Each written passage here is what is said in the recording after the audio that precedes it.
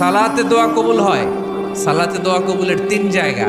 একটা হচ্ছে তাকবীরে তাহরিমার পরে আমরা সানা পড়ি না, আমরা তো একটা পড়ি।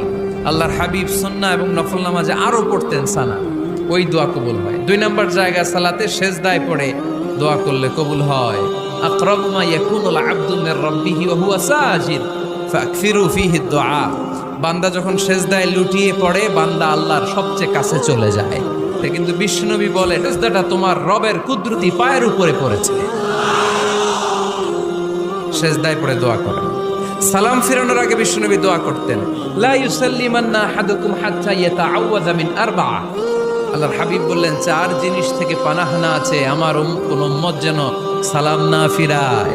তারা যেন পড়ে, আল্লাহুম্মা ইন্নী আউযু বিকা মিন আযাবিল কবর, আউযু বিকা মিন আযাবি জাহান্নাম, আউযু বিকা মিন ফিতনাতিল মাহইয়া ওয়াল মামাত, আউযু বিকা মিন ফিতনাতিল মাসিহিদ দাজ্জাল।